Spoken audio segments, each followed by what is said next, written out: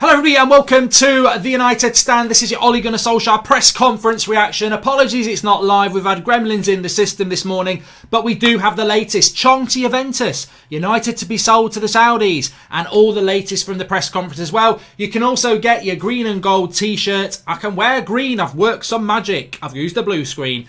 Green t-shirts, links in the video description. My favourite t-shirt we're selling at the moment. Green and gold, we know what it's all about. And I tell you what, I've said this so many times before. Just because we beat Norwich, just because we beat Chelsea, just because we beat Partizan, just because we're going to beat Bournemouth, just because we won the Champions League in 2008, if you don't like this ownership or chief executive, it doesn't matter what's going on the pitch. They still bought us on debt, we're still in debt, they still make bad decisions. So look, you know, this is the problem with a lot of why I don't get involved in things, is because it's so very flippant. It's like, oh, when things are going well, let's forget about the problems. Things are going bad, it's their fault. The reality is we've been owned by the same people. We've had the same chief executive for the last 6 years. The issues are still there. T-shirts, link in the video description. Anyway, let's get on with Ole Gunnar Solskjaer's press conference reaction. And I must just say at the start as well, all this talk of United being sold to the Saudis, this has been planned for a long time. Manchester United are over in Saudi Arabia talking to the Saudis about deals. People think putting 2 and 2 together and making 6 and thinking we're selling. I don't think it is. I think it's about there's a lot of money over in the Middle East and United want a piece of that pie. I don't think the Glazers are looking to sell at all. I think it's about deals that maybe more brand deals, but we'll see. But I don't really think there's going to be anything in it. But Ole Gunnar Solskjaer was talking to him in his press conference ahead of the Bournemouth game. There is a few bits in there. People saying, oh, it's a bit low-key, but the reality is we're in a positive state of mind. To be honest, I think we've seen Ole look more positive and happy when we were losing than he does at the moment where we're doing quite well. But I think he understands the magnitude of the game against Bournemouth. It is a game, it's our biggest test yet. And I know that sounds silly, but it is our biggest test yet, because Liverpool at home, I didn't expect to lose. You expect any United team to react, just like you expect any Liverpool team to react to United coming to Anfield. Same with Arsenal at home. Chelsea was opening day of the season. Leicester, well, who are Leicester? This is our biggest game because Bournemouth are a test of whether United really are going to be battling for top 4 or whether we've just beaten a really poor Norwich side and Chelsea half reserves.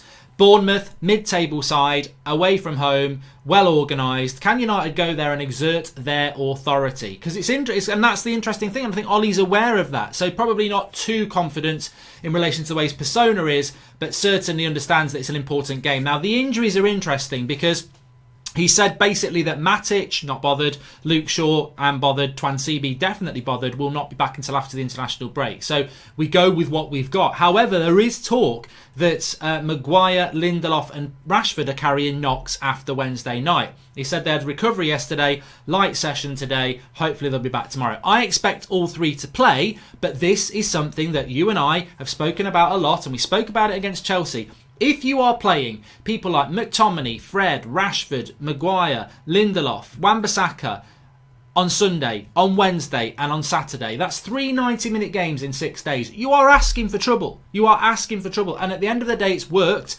because we got through the Carabao Cup game, which Ole obviously said that we won because of a world-class goal by Rashford, which was right, but it was a hard game. Norwich was a hard game, and Saturday's going to be a hard game, and we've got people that could be running on empty.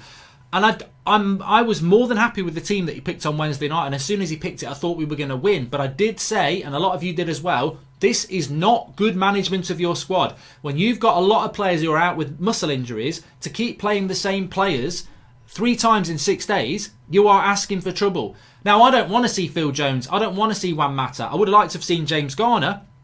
But the reality is, we kept Juan Mata here for 3 years on 140 grand a week. We gave Phil Jones a 5-year contract. These players should be playing against Chelsea so that you can rest a Lindelof or rest a Maguire. Or who else would or Mata, or you can rest maybe a McTominay or a Fred and find a way to do that. But the reality is he hasn't done that, and hopefully it's not going to bite us in the back, because we need this Bournemouth game is far more important than Chelsea as far as I'm concerned. We also spoke about what's changed at the club at the moment, and Ole has said this a lot. He's been very, very consistent, and whether I agree with it or whether you do, he said that's football. We've had a bit of luck. Sometimes we've not had a lot of luck. Confidence is coming back. We've had some injuries coming back as well.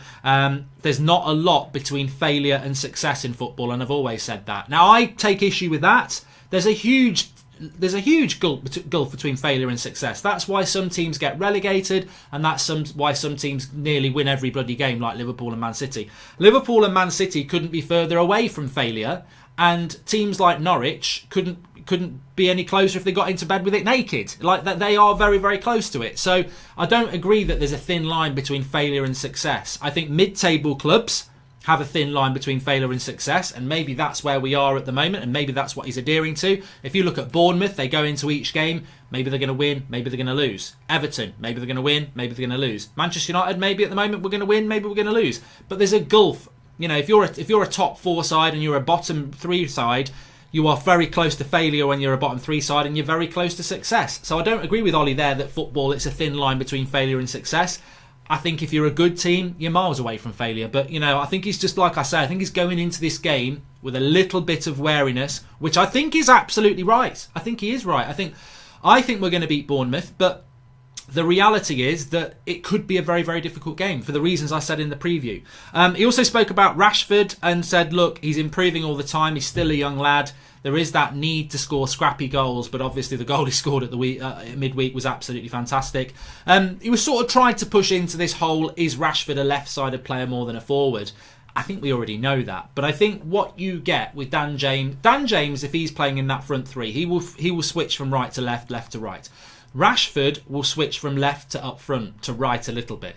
Martial will switch from up front to left. So there is interchangeability. It's not total fluidity because Dan James through the middle doesn't really work. Dan James will go from one side to the other because he's a winger.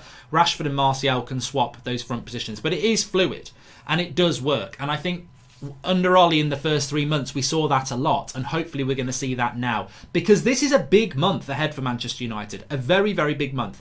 I saw the United Twitter account tweeting about it, funnily enough, and you look at November, every game's winnable. You know, every game's winnable. We've got Partizan, Astana, Brighton, Villa, Sheffield United. It's a month where realistically we've got to come out with 5 wins and confidence. That's why Bournemouth is our biggest test of the season so far, because if we did draw it, or God forbid lose it, yeah, we'll probably go and have a really good November, but we'll be looking back again and going, oh, God, it's all right. You know, the reality is I know what will happen. If we don't take 3 points against Bournemouth, we'll have a good November, but everyone will be saying, yeah, but it's only Norwich. Sorry, it's only Brighton. It's only Aston Villa. It's only Sheffield United. What happens when we play the big teams? So, and we'll be around mid-table. The Bournemouth game is so very important, and I'm not milking it. I'm not milking it. It is a massive game for Manchester United. He also was asked about McTominay.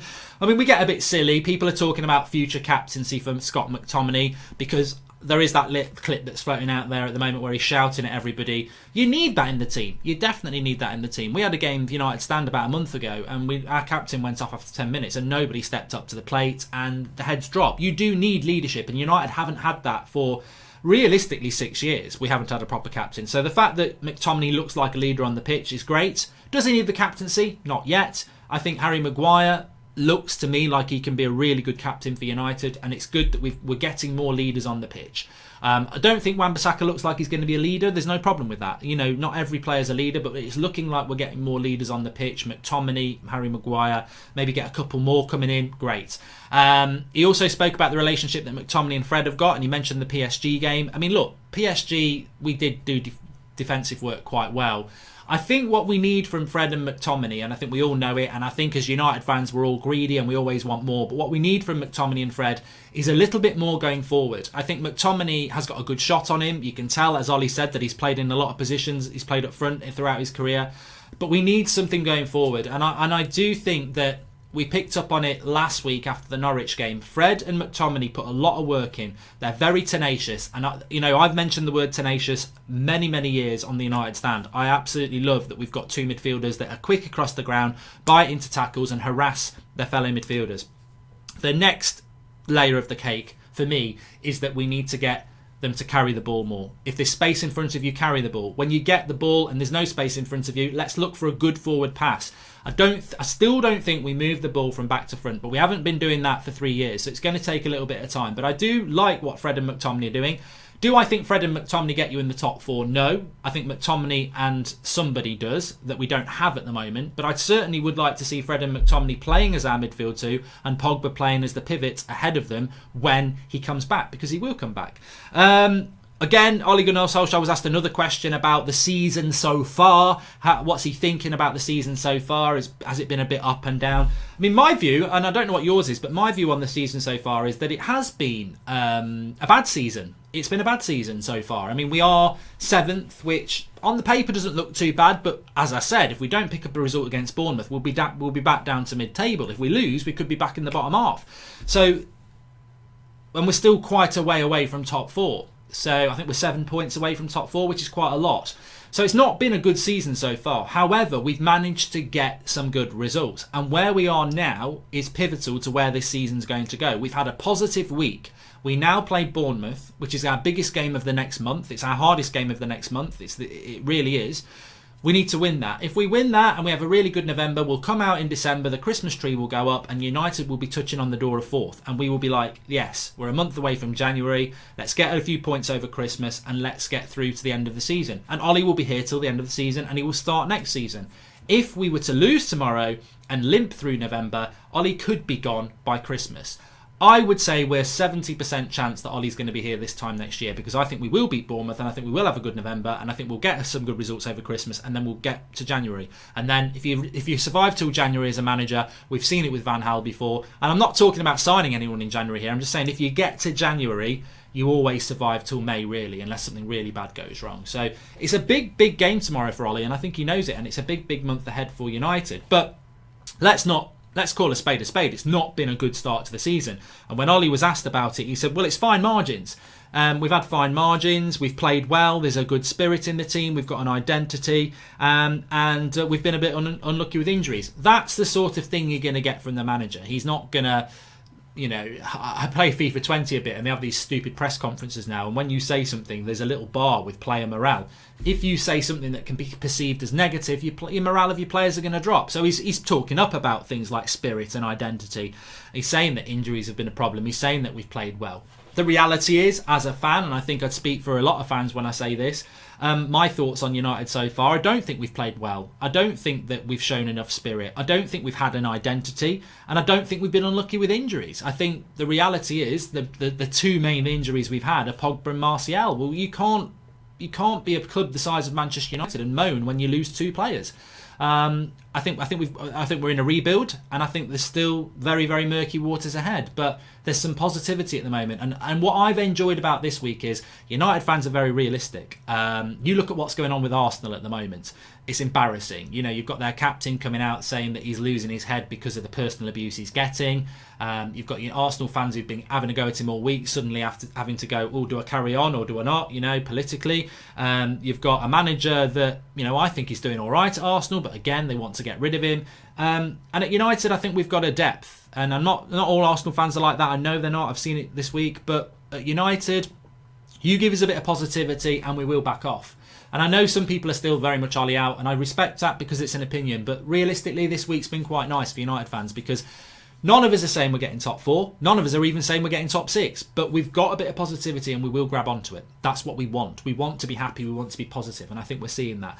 Interestingly, Ole Gunnar Solskjaer also spoke about a change in system making a difference and shouted out his coaching staff. I don't like this new system, and I don't think this new system collaborates with Manchester United playing well, because our best performance in the last week was Norwich, and we didn't play the new system. We played the old system that he played for 3 months, the 4-3-3. Look at the 3-5-2 or the 5-3-2 when we've not got the ball. We played it against Liverpool. It worked quite well for 20 minutes in quite an equal game, and then Liverpool took control and we conceded in the second half. Against Partizan Belgrade, it's the worst performance I've seen under Ollie. And then against Chelsea, I mean, realistically, you take the penalty and the free kick away and we're just parking the bus losing that game. When we went to 4-3-3 after Chelsea equalised, it was a very good game. So I think the 3-5-2 is a myth. I think some United fans are falling into that myth, and I think Ollie is trying to promote that myth. But it's a very defensive setup, and I don't like it, and I don't think we've played well under it. And that's just my opinion. So I really hope that we stick with the 4-3-3, because that's where we see United play the best football. And there was a very good question on the live show last night. Make sure you join us at live at 8 o'clock tonight. I'm really hoping to get a guest on that you will like, and also we'll have a drink and stuff like that, water if you like. But there was a really good question last night about this and how, well, are United actually improving? Is this formation really what United are all about? And are we just being smokescreened a little bit? And I don't think anyone's being smokescreened. I think everyone can see clearly what's going on at United, and I think that I just want to get back to that situation at United where we're doing okay on the pitch. Ollie is building something out. And this is what I said in the summer. When the transfer window closed, I was like, this is not Ollie's fault if this all goes wrong. And unfortunately, what Ollie did is he went and put a lot of blame on himself. Team selections, formations, poor excuses. And he put a lot of heat on himself, and a lot of people started to question Ollie. But when we started the season, let's not forget, we were saying, well, Ollie's not got what he needed in the summer. It's down to the board. They're useless. I want to get back to that. I want to get back to seeing the club building out. I want to get back to seeing us playing good football. And as I said with that point last night, somebody said, you know, is it about winning or is it about playing well? And I thought about it last night and I thought, you know what? I don't think I'll ever be a fan of United and just be about winning. I think there is an expectation, and Ryan Giggs said it last night, there is definitely an expectation that United play a certain way. And I think with the 3-5-2, you're giving up possession. When you get the ball, it's just wham bam, thank you, ma'am. There's no foreplay. There literally isn't any foreplay. It's literally get on with it and try and score, isn't it? And I want the foreplay. I want the enjoyment. I want to enjoy the ride. And I know we're going down a path I don't really want to go down there, but I do. And at United, we should be greedy. I think if you're a lesser club, and with all due respect, winning is all that matters. But at Manchester United, it's about winning and winning the right way. And I think the 3-5-2, to me, you can win games. You can smash and grab games. You can soak up pressure and squirt them in the face. Yes, you can do all that. But with the 4-3-3, we actually play good football. You know, it's nice as a fan to watch a game and be enthralled by the way you're moving the ball about, having sustained pressure. You know, like Man City and Liverpool and other teams do. Like, they don't necessarily score with every attack, but they have attack after attack after attack, and you're enjoying the near misses and the great build-up play. With United, we don't get that. We soak up a load of possession, we hit on the break, we get a penalty, we score. We're 1-0 up, let's defend that. And I don't like that. I want to see the 4-3-3. Anyway, please do smash a like on the video. Sorry this wasn't live. It normally is. We've had a few problems. We're hoping to sort them out by 8 o'clock, but it's an external problem. Anyway, it's the broadcast system that we use that went down at 9:30 this morning. Remember, you can get your t-shirts. Links in the video description. Green and gold. Link in the video description for that. United Stand t-shirts. Get yours while you can. I'll speak to you all at 8 o'clock tonight live.